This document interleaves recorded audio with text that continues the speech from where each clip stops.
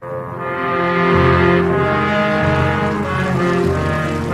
Middle East War of June of 1967 caused major changes to the maps, the people, and the governments in the Middle East. The early morning of June 5th exploded with the surprise attack of the Israeli Air Force on the Egyptian airplanes on the ground. 80% of the Egyptian Air Force was destroyed.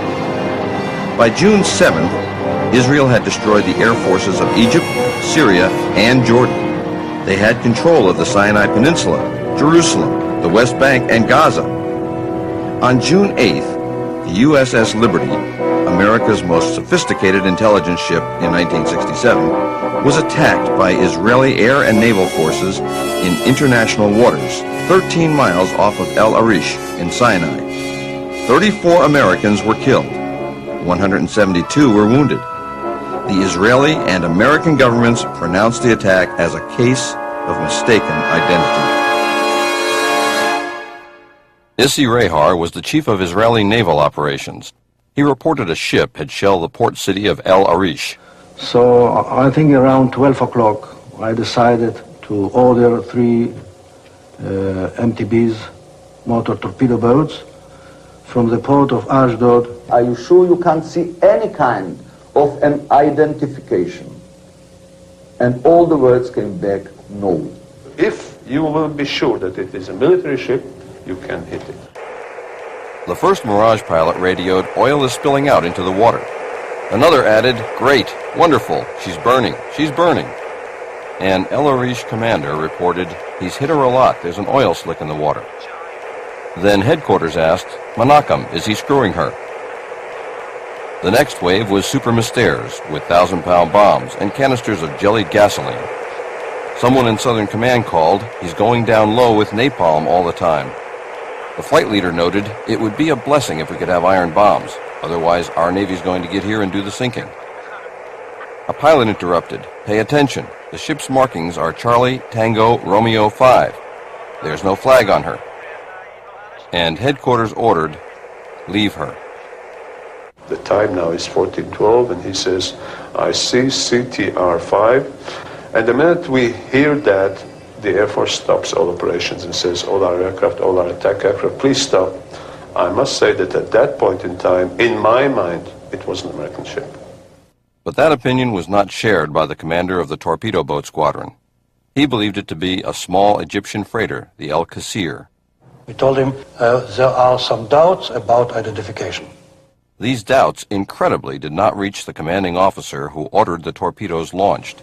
That the order did not reach the commanding officer on the bridge where you launched the torpedoes. At about the range of 1,000 yards, or a little bit more than 1,000 yards, I ordered to prepare the torpedoes and ordered that all commanders will take the action of firing torpedoes. This is the story of the attack on the Liberty, told by Israeli and U.S. government sources. Now, we are going to show you what really happened. The survivors of the 294-man crew of the USS Liberty will tell you their story.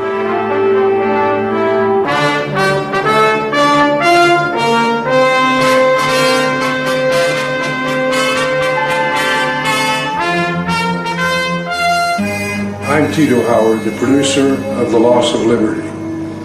The host for this program about the attack on the USS Liberty will be Dr. Richard Kiefer, one of the many heroes that day. Dr. Kiefer was the only doctor aboard Liberty. He had a gunshot wound, he had a burn, he had a broken right kneecap, and he had 11 pieces of shrapnel in his abdomen, which he kept together with a life jacket. That man stood on those legs for 28 consecutive hours, saving American lives and limbs. This film should shock decent Americans. Above all, men and women who've served in America's armed forces. It will shock particularly as it was an attack not by terrorists implacably opposed to the United States, as is the case of the USS Cole. The Liberty is the most decorated ship in the history of the United States Navy. 840 medals, including the Medal of Honor for her skipper, the Presidential Unit Citation for her crew, 2 Navy Crosses, 11 Silver Stars, and 204 Purple Hearts. The day before, I was topside when Israeli planes came by, and very close where we could wave to the pilots, and they were that close where we could wave back. It was a very clear day. It was a warm day. Sunshine was shining brightly out. Nice breeze blowing, and I distinctly remember hearing the flag flapping in the wind. There was approximately 13 sorties of our ship from 6 o'clock till 12 o'clock in the afternoon. We had a general quarters drill that lasted 45 minutes or so. Our captain, like me being an engineer, really believed in watertight integrity and making sure our people were equipped and knew how to fight fires and repair damage. I was coming to go back to the Triscom area. I stepped out on deck. That plane came by and looked right in the cockpit. You waved, I waved. That's how close they were, and they knew who we were. Well, all the recon flights that they had that morning, looking at our ship for approximately 6 to 7 hours, they had a good idea of what they were doing, and they hit us hard and fast with everything they had. Commander William McGonigal, the ship's captain, although he had been badly wounded, most of his bridge crew had been killed, he stayed on the bridge throughout the attack and the long night that followed. Admired and respected by his crew, he received the Congressional Medal of Honor for gallantry.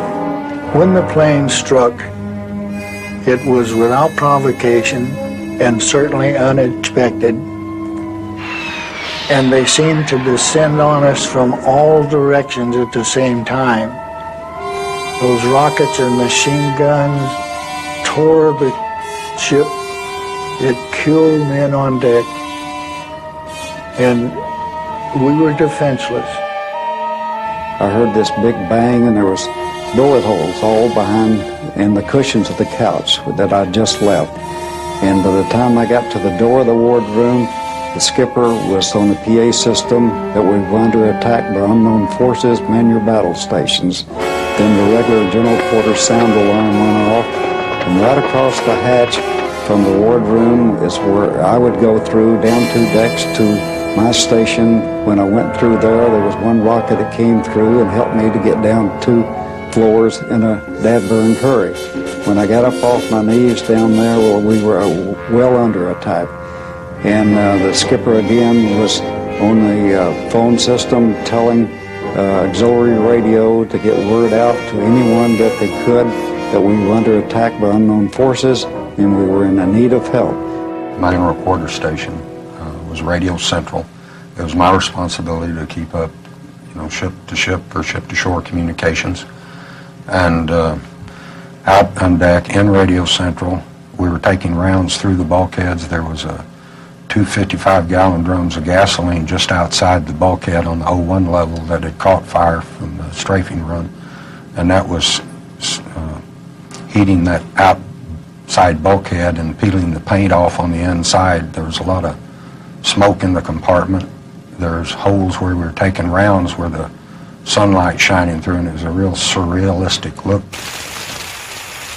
I was topside fighting fires and doing other damage control work throughout the duration of the attack. At the same time, I was able to observe the jets flying overhead, and I also observed the American flag flying from the mast. At no time did that flag hang limp from the mast. I was one of the 2 signalmen on the USS Liberty when the ship was attacked, and my only job during the attack was to make sure that the flag was flying, so every few minutes I would walk up at the signal bridge up at the mast. And fighting what fire we could with what little water I could give the people topside for the fire, it was really a problem. So that on the first pass they knocked out our ability to call for help. The one remaining antenna, which I had shut down because it had some problems in the tuner, is probably why it didn't get hit. I had to jury rig a coaxial cable directly from the transmitter to the antenna. So we were working feverishly to try to get a signal out at that time, and then finally there was we were able to get a signal to the 6th Fleet, and then they I was listening to or monitoring that communications, and they said that they would be sending aircraft, and so at that point we just felt overjoyed that knowing that there was going to be aircraft coming to our rescue. The initial strike by the planes on the ship commenced at about 5 minutes after 2 in the afternoon of 8 June, and the attack lasted about 20 minutes. The ship was fired at from port to starboard, starboard to port, stem to stern, and there was not a single compartment above the waterline that did not have one or more direct penetration by a rocket, machine gun, and they also dropped napalm on the bridge of the ship. At 2:35 p.m., Defense Secretary Robert McNamara recalled the 12 Navy fighters that had been sent to our defense by the carrier Saratoga. At that time, no one aboard the Liberty had identified the attacking Israelis. It was 1.5 hours later that our embassy in Israel first told Washington that Israelis had attacked a ship, possibly a U.S. Navy ship. How then did McNamara know to recall the help sent to defend the Liberty? When the ship came under attack. Now hear this, General Quarters, this is no drill. The ship is under attack by unidentified aircraft. And there were pings. We heard a lot of pinging, which were bullets running across the deck, and then we heard explosions.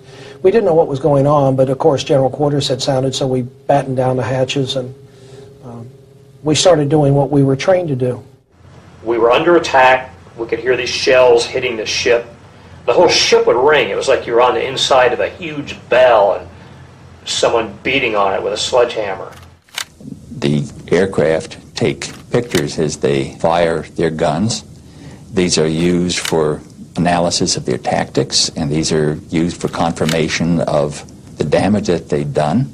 These pictures have never been publicly presented. Lieutenant Ennis was sitting on the deck, and there was blood coming out of his mouth, and his knee was damp. He had an injury in his knee, and there was blood coming out of it. Lieutenant Toth had got blown off, I think the 04 level, but I come across him, and he was just peppered from head to toe with shrapnel. And I covered him up with a blanket. My brother, he was sent to on the bridge of the ship to find out what was who the planes were, where they came from. They had no markings. That's against the Geneva Rules of War right there. He received a Silver Star for his efforts. He was cut down by the planes. The captain, initially after the attack, sustaining shrapnel wounds in his knee, and somebody put a tourniquet around his leg, and I got coffee. I think about 5 cups of coffee went down the captain to keep him going. It was impressive because with all the blood loss and everything, he was going all night long. A short time after the air attack had been completed, the 3 torpedo boats approached us from our starboard quarter at high speed and in an apparent torpedo launch attitude. The 3 Israeli torpedo boats fired 6 torpedoes at the Liberty. Because of Captain McGonagall's handling of the ship, 5 missed. Intelligence base was destroyed. 25 American sailors died almost instantly. This hole in the side was in excess of 40 feet in diameter. You could put your whole house in that hole, and we were right in the middle of it. We couldn't believe what we saw. You couldn't walk around that part of the deck without stepping on a piece of someone. In fact, Phil Turney and myself had found a shoe with a foot still in it. I do remember the alarm for standby to abandon ship. Don't leave your station yet. They were preparing to, and then that was called off because apparently the life rafts had been shot up. So if you went in the water, you were on your own, and the list on the ship was considerable. You could tell it looked like at first we were going to maybe roll over. The lights went out, and the ship rolled over, and I figured, well, it's the end. The torpedo had hit the side of the ship. Of the room I just stepped out of, killed every man in my division that was in there. This fellow first class that I mentioned, he was on the phone at the time just outside the door. It took off the back of his head. It broke my lower left leg, both bones. It collapsed my lung, broke ribs, fractured my skull, blew out my eardrums. We took the guy down below, and I don't know how many runs I made up and down, carrying wounded. And I saw all the bodies laying there on the tables where Dr. Kiefer had been working on. I was told that he was in the officers' wardroom operating on more people. 34 were killed, another 172 were wounded. The care of these people was done by myself with the assistance of 2 corpsmen. The corpsmen did many things of minor surgery, and I just had so much to do keeping people together, keeping their limbs attached to their body. We were in international waters. It was a beautiful day. You couldn't mistake us, and our flag was flying, for crying out loud. They were there to kill us, and it just didn't register that here they were Israeli people, and they were going to try to kill us. It was just a very, very appalling situation.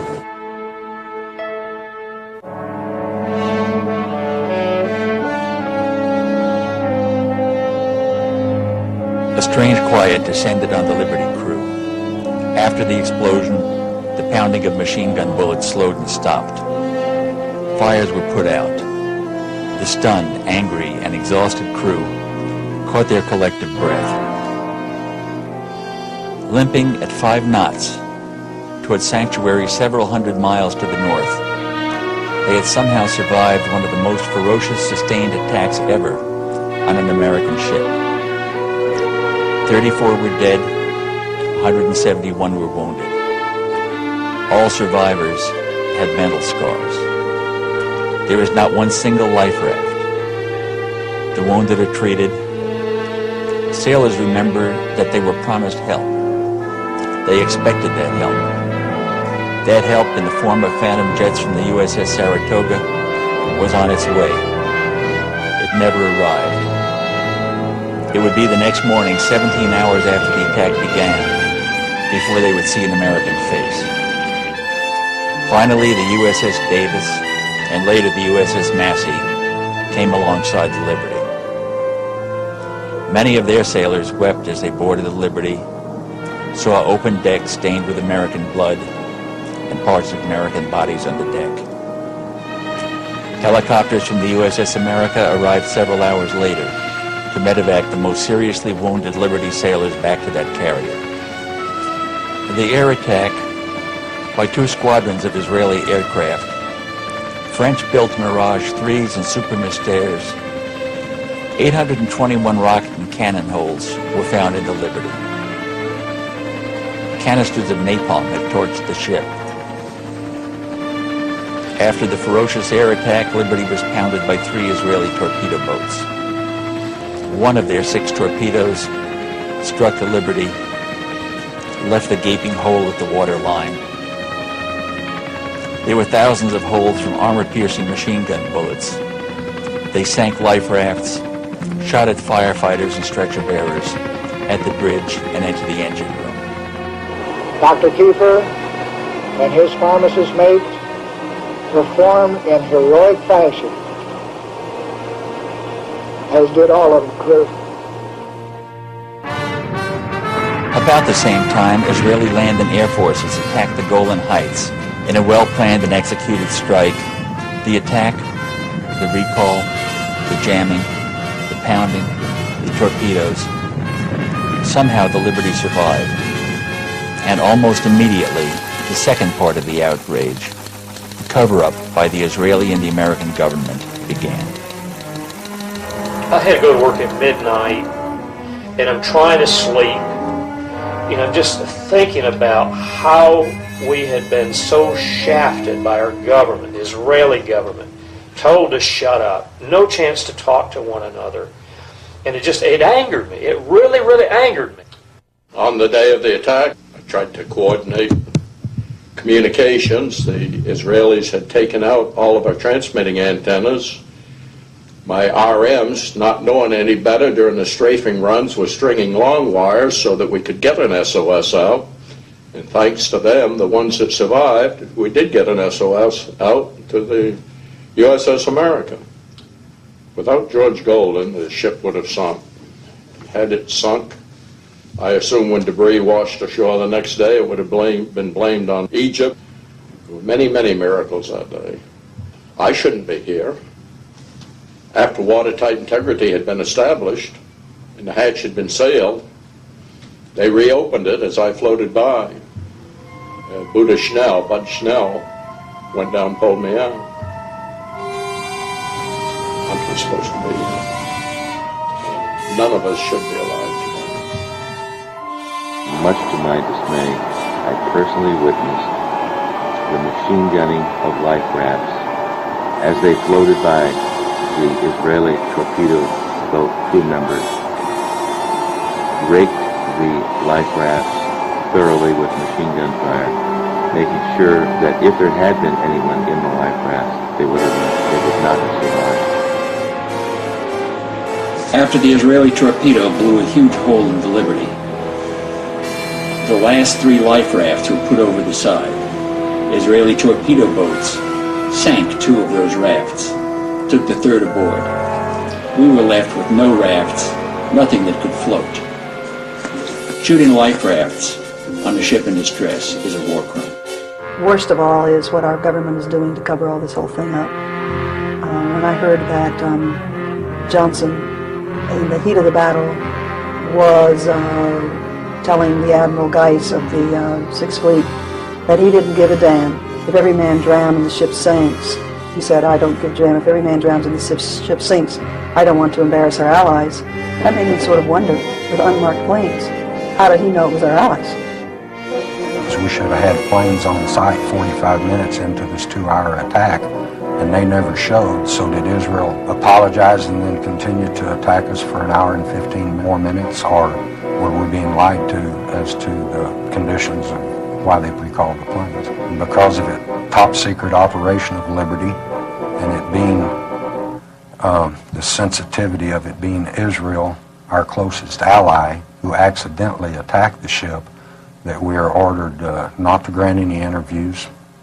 You know, don't discuss this among yourselves, referring to the attack.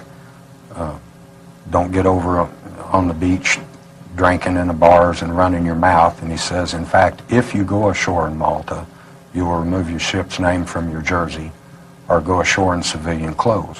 Well, another light goes off in my mind. Here's a flag admiral in the middle of the gung-ho 6th Fleet telling enlisted men to go ashore in civilian clothes that we're not even authorized to possess.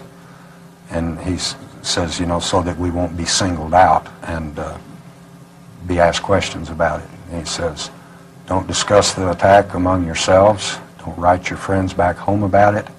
He says, in fact, when you get back home, don't even discuss it with your wife and family. And he said quite sternly, just forget it ever happened. And he says that repercussions for violating these orders to silence could result in your court-martial, imprisonment for violating national security, or worse. I noticed a very large helicopter with Israeli markings hovering very close to us. I looked in the door of the helicopter, which was open, and I could see a number of Israelis carrying automatic weapons. They had just heard that the 6th Fleet had finally launched aircraft to come to our assistance, and so they just left the scene. Helicopter gunships, I'm sure in my mind, would have picked off survivors if we'd abandoned ship. They were sent there to finish us off. The aircraft were sent to make us incommunicado so we couldn't send an SOS out. The torpedo boats were sent to sink us, and the helicopters were sent to pick off survivors so there'd be no trace. It was a perfectly executed military operation. If you look at the photographs of the Liberty after the attack, on the first strafing run, they used heat-seeking missiles that took out the tuning section of every transmitting antenna on the ship. In less than 2 seconds, they had taken out all our communication capability. The The attack on the USS Liberty lasted as long as the attack on Pearl Harbor, about 2 hours. You've heard the outrageous, implausible Israeli version of the attack on Liberty, told by their first-hand observers. You've heard what actually happened, told by the valiant Liberty crew. Now, hear what some of America's greatest heroes and leaders have to say. Colonel Mitchell Page was the last Marine standing after repulsing a Japanese regiment on Guadalcanal. We all know that this was in international waters. It was an unprovoked, intentional attack on a U.S. vessel with one objective: to sink it and kill all aboard. Unprovoked attack. I think it was dastardly. I think it was a betrayal of any friendship that we may have had with that nation, and I think that it should be exposed to the entire world and all brought out so that the whole world would know the actual truth about that particular day in 1967. And very widely could see this was an American ship. And not only did the Israelis attack it, they did this with their Army, Navy, and Air Force. Though badly wounded, Navy Master Chief Bob Bush held off a Japanese advance while saving his commanding officer's life. You know, it's impossible for me to figure out why maybe I would sit here and attack you when we're friends. I mean, they're getting our money to buy those French airplanes, and then they turn around and attack our ship when they can see that it's our ship. It's absolutely uncalled for. Army Colonel Lou Millett led the last bayonet charge against vastly superior Chinese forces in Korea. I was in World War II. I studied all the different types of aircraft so that when I shot at a plane, I made sure I was shooting at the enemy and not out. They know what those ships look like, and if they don't, I can't conceive that they don't know. I do know this. It was a criminal act. It was an act of war. It's as bad as Vietnam, allowing people who were trying to save people from tyranny to die for nothing. Admiral Thomas Moorer is the longest-serving active four-star admiral in American history. He is the only American admiral to have commanded both the Atlantic and Pacific fleets. He was head of NATO forces, served as Chief of Naval Operations, and Chairman of the Joint Chiefs of Staff for 2 terms. The Navy's chief fighter, the F-14 Tomcat, was named after Admiral Tom Moorer. The question is, if the Israelis thought the frequencies they jammed were in fact broadcast by the Egyptian ship, why did they jam the American frequencies? There's no question about the fact that the jamming of the Liberty frequencies was deliberate and was undoubtedly ordered by high authority. Since a large part of the casualties were caused by torpedo boats, could have been prevented from making those attacks by the aircraft that were on their way to help when they were recalled. Admiral Arleigh Burke was known as Mr. Navy. His long and illustrious career was capped by him becoming the Chief of Naval Operations. The high-tech modern American Navy destroyers were named the Arleigh E. Burke class of destroyer. And don't know yet why we didn't protect that ship. I don't know why the Israelis would take such terrific chances.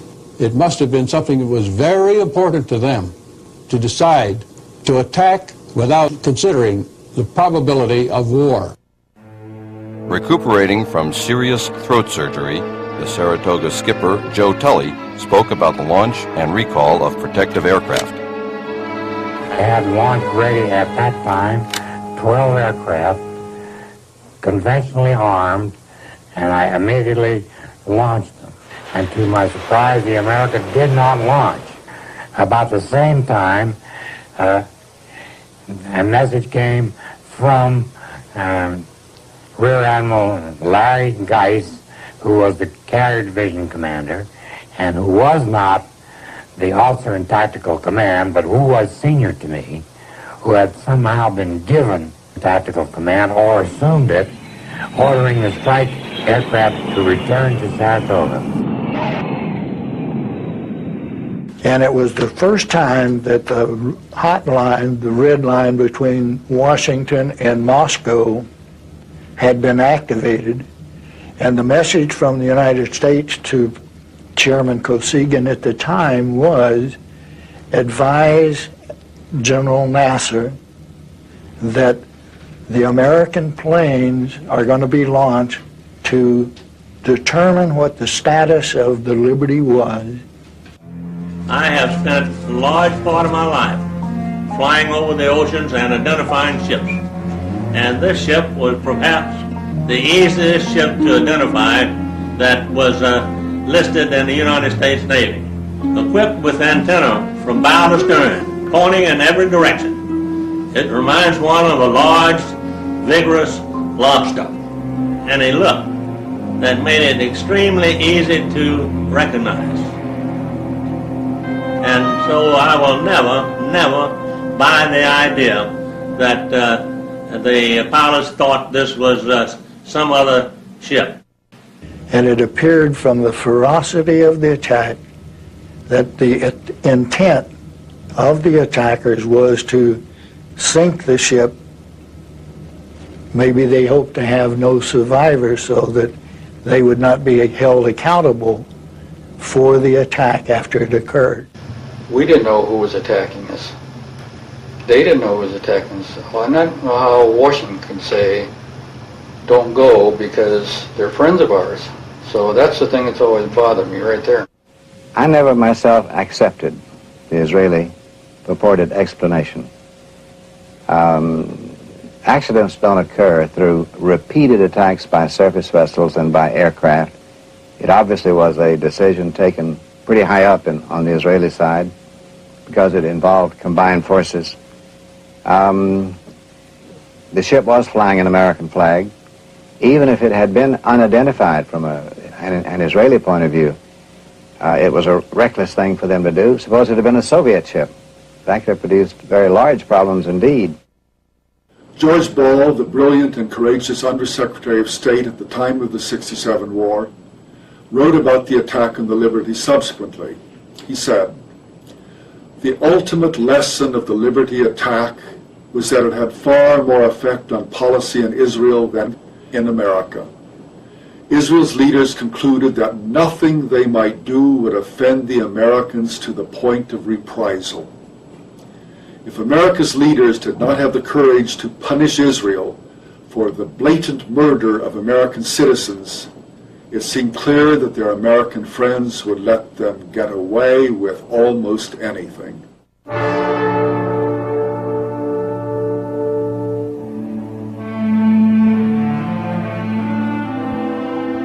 The fleet tug Papago would be our escort into Malta. The divers rigged a large canvas over the torpedo hull, and it was secured in place using ropes that were passed under the hull and over the main deck. Once the canvas was in place, the Liberty could proceed under its own power towards Malta. Once we were in dry dock in Malta, then came the gruesome task of removing the bodies and the debris from the research vessels. I was unfortunate enough to draw the first shift as part of our division, which would be used to cut the debris away from the bodies so they could be removed from the research bases. The first body to come out was almost unrecognizable. Due to being in salt water for 6 days, the body was almost completely hairless. We fingerprinted the body, put it in a body bag, and moved it out of the spaces. This continued through the night and on into the next day.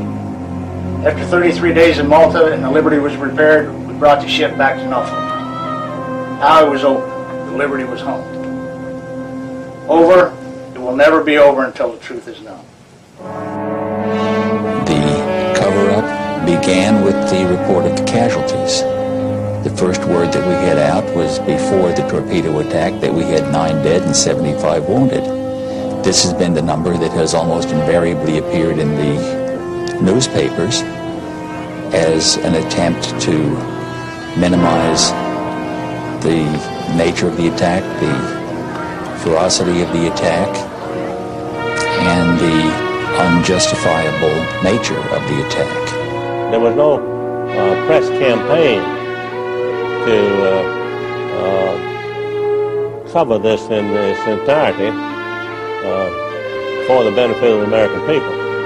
And as a matter of fact, in many cases, the press supported the Israeli contention. Future Judge Advocate General of the Navy, Rear Admiral Merlin Starring, was given less than 24 hours to review the 600-page Court of Inquiry report.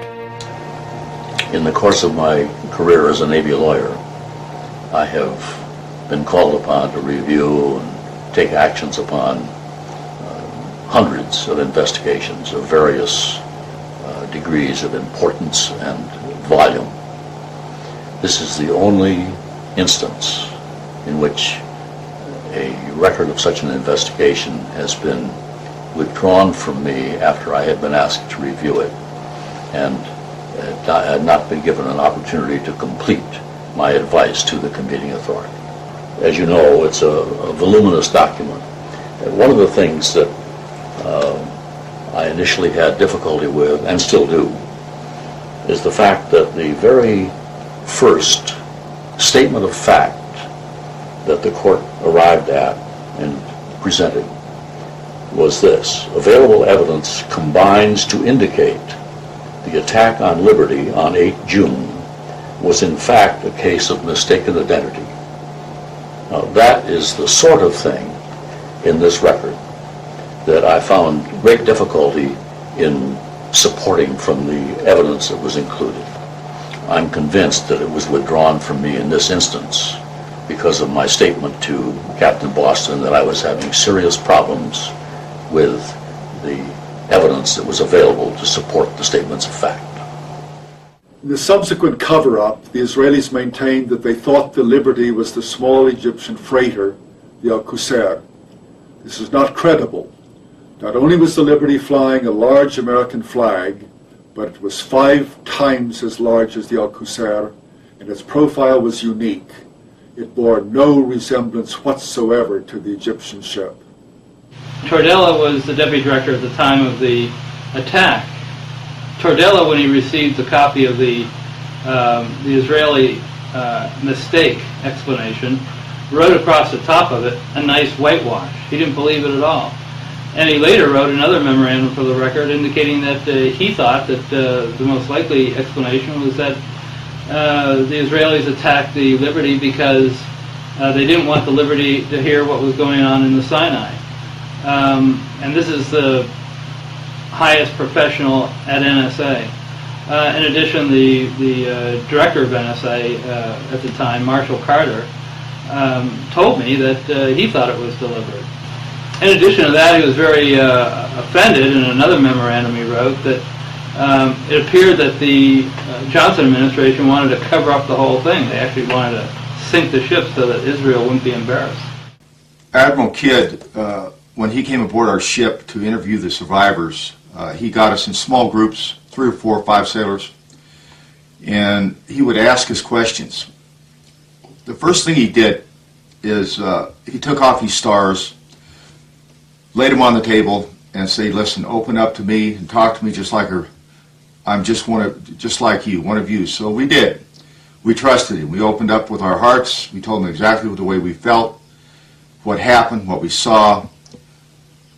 And when that was done, he put his stars back on his lapel, and he ordered us not to say anything to anybody, our families, friends, shipmates, anyone. If we did, we faced the possibility of a court-martial, penitentiary, or worse, and everyone knew what worse meant. Actually, he scared the death out of me. I didn't talk about the attack to anyone for almost 20 years. Not knowing why they did this and not having our government back us then and now. It's an open sore. It's festering to this day. It's not going away. I think it's important that we do have an investigation. I would never give up on that until I'm too old to come to these things. It needs to be done. Pete Bucher from the Pueblo said he wouldn't even have gone if he could have known what really happened to us. All he knew was some piddly little thing he heard about on the news. In late 1991, Dwight Porter, who was ambassador to Lebanon during the 1967 war, told columnists Evans and Novak that immediately after the attack on the Liberty, the CIA station chief handed him intercepted messages between the Israeli war room and their planes. The pilots were given orders to attack the ship, and they replied immediately that it was an American ship. The Israeli headquarters responded, "You have your orders, attack the ship." The pilots tried once again, "But it's an American ship. We can see its flag." And headquarters insisted, "You have your orders, attack it." And attack it they did, and the consequences are well known. But one of the things I found out was that had never been discovered before was the fact that at the time the Liberty was attacked, the NSA also had an eavesdropping plane flying high above the scene of the action. It was an EC-121, and during the entire course of the war, the U.S. Had eavesdropping planes going over the area, collecting signals, eavesdropping on what was going on below. And this plane was flying right over the scene of the attack. And I talked to two of the crew members of the plane, and both of them agreed that what they heard were comments from both the pilots and the torpedo boat personnel mentioning the U.S. flag. Now that flies in the face of what the Israeli explanation says. The Israeli explanation says nobody on either the planes or the ships ever saw a U.S. flag.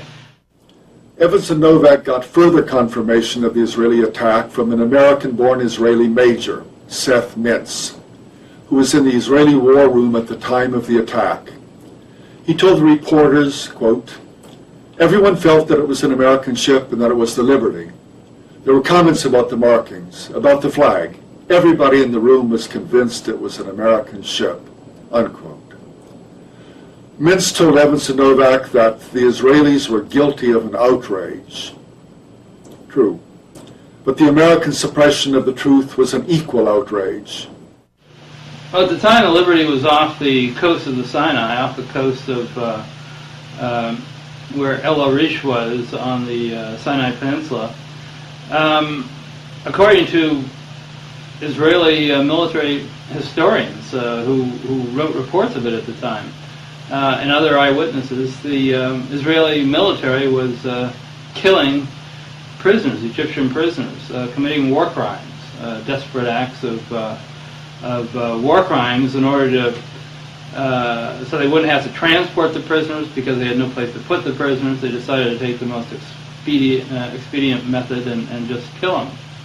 If the planes dispatched by the Saratoga had continued to the rescue, the Israelis would have been driven off. But Washington took the Israelis at their word. They said they had recognized their error and they apologized. And the attack had already stopped, they said, but they were lying.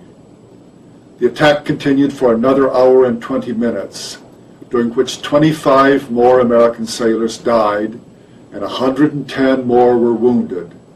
All would have been spared if the American planes sent to help them had not been recalled by Washington. The point was, the attack did take place. There were a lot of reasons that the Israelis would have wanted to hide things from the U.S., and that's why there is a need for an investigation. I mean, you're not going to take the word of somebody who was the principal person who caused it. That'd be like taking the word of a defendant in a shooting. Every one of the 1,000-odd clashes between Syria and Israel between 1948 and 1967 was examined by the UN Truth Supervisory Commission, which found out that only a very, very few had been caused by the Syrians. A few dozen of the clashes were ambiguous, and all of the rest were caused by Israel. Well, there were many officers of many nations, and they all reported the same thing. Could they all have been lying? Still, we no longer have to rely only on the UN documentation.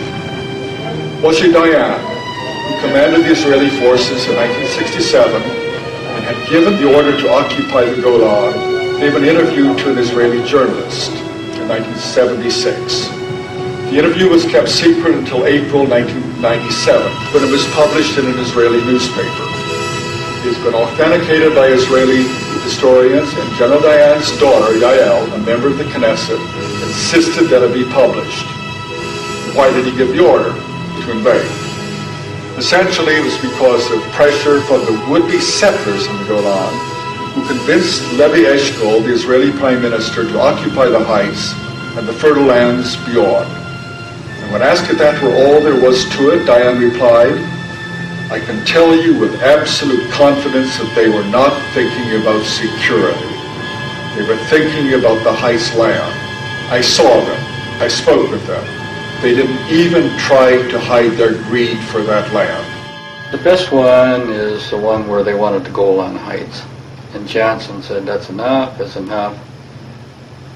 And they needed another day to get the Golan Heights, which they still have, which I didn't think you were supposed to do, take land from another country and keep it. If we could get the truth of the Liberty out, that it would change history, I think, in this country. I absolutely can't see why our American newspapers and TV people have helped to cover this up, but not covering some of our stories. The Navy Board of Inquiry would not admit testimony about the jamming, the recall, the unmarked planes, the shooting of life rafts, and other material that we tried to present. They asked questions. We were allowed to answer those questions, period. They put me into a ward with 12 to 13 other patients, and within 30 minutes they removed me from that ward and put me into a single room. I noticed that I had a name tag with Smith on, and right after I noticed that, an officer came in and told me that from now on my name is Smith. I was never on the Liberty, and I was never ever to talk about it to anyone. I still have 53 pieces of shrapnel in me today. Never before has the U.S. Navy ignored eyewitness testimony of American military to accept on faith the story told by their attackers. Certain entries in the ship's log of June 8th have raised serious questions. Nobody knew who was wounded or how severely. This had not been established until days after reaching Malta. The log also minimized the duration of the attack by over an hour and a half, conveniently fitting the Israeli version. It then documented the number of wounded not as the actual 172, but at the widely published media figure of 75. It should be a congressional committee, both Senate and House, to examine all the data available. And it's getting late to do this because, like McGonigal, God bless his soul, is gone. I know that Bill was on board the USS Liberty, and the ship was off the coast at Gaza Strip, as I recall, and yet our government put it in writing in the United States Senate book of Congressional Medal of Honor recipients that he received his medal for action in Vietnam. Now, to me, that is one of the worst cover-ups in American history. How low can our government go? And it's something that I'd like to see totally investigated and a closure of this issue, because I think President Johnson was the villain on it. I think he recalled the people that were to defend this ship. I have never accepted the Israeli explanation, and so far as I'm concerned, the affair of the USS Liberty remains a scar on the relations between Israel and the United States. Things like this don't happen. Things are caused to happen. There must be some reason why more is not known. There must be some reason why we didn't react more deliberately, more directly, more positively, as we have reacted many times in our history before and since.